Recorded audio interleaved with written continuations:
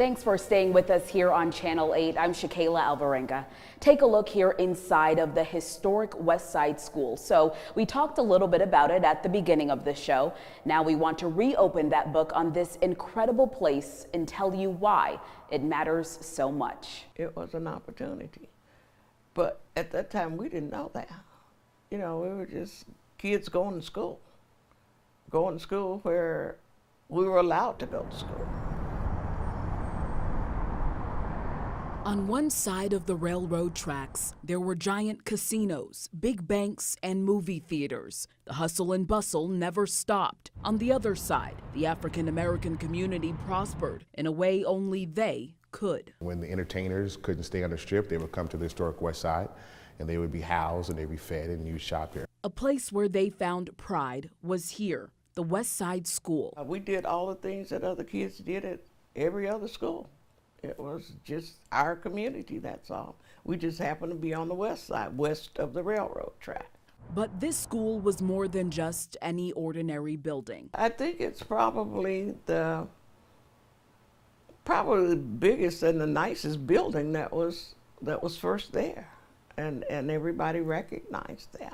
It represented hope, a chance at a better life, starting with a basic education. From 1923 to 1967, these hallways and classrooms raised future lawyers, doctors, and judges. When I walk through these doors, I feel like I'm a part of something of the past, that I relish it and I respect it when I walk through the doors.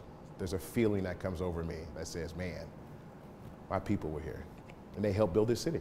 Ward 5 is the most diversified ward in the city of Las Vegas, a neighborhood full of culture with people raised with grit. People of the West Side, the black community, built this city, whether it was building infrastructure, building the buildings, whether it's laying brick, laying pipe, or whether it's cleaning the rooms, helping build tourism. To this day, the historic West Side School is the oldest remaining school in the entire city. Everybody came over to the West Side to hang out because it was just, you know, that's where the flavor was. And so it's the core of Las Vegas. No matter what anybody tells you, and no matter what they build anywhere around the city, the core of Las Vegas is right here. A pillar of unwavering hope and history that will never be forgotten. Over time, there's been mistrust between certain groups and the police, but there is one place that hopes to change that. It's the National Law Enforcement Museum in Washington, D.C. They have the badge, sunglasses, and nameplate belonging to an Army veteran who became the first African-American sheriff elected in the Deep South since Reconstruction, Lucius Amerson. Many departments recognize despite that historical moment, diversity among staff can be hard to maintain. We're going to have thoughtful, important conversations between the public and law enforcement right here in the National Law Enforcement Museum. The museum hopes sharing the stories of Sheriff Lucius Amerson, as well as the stories of men and women of all races who have given their lives in the line of duty, will help visitors better understand the vital role diversity plays in keeping our communities safe. Encouraging diversity right here at home is a woman by the name of Vicki Richardson. She's been in Southern Nevada for nearly 40 years and uses art as a way to remember the past and change the future.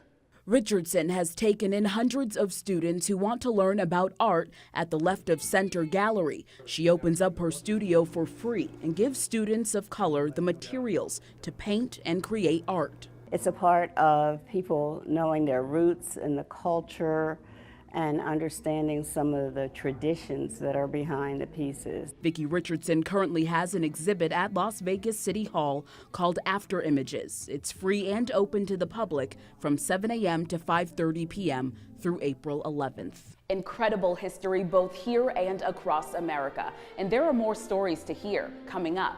Brian Loftus will sit down with Representative Stephen Horsford and talk about his rise through the ranks of politics all the way to Washington. But first, a look at part of our nation's hidden history. This is William H. Carney. He was born a slave in Norfolk, Virginia in 1840. By all accounts, he escaped slavery through the Underground Railroad. He then served in the 54th Massachusetts Volunteer Infantry as a sergeant.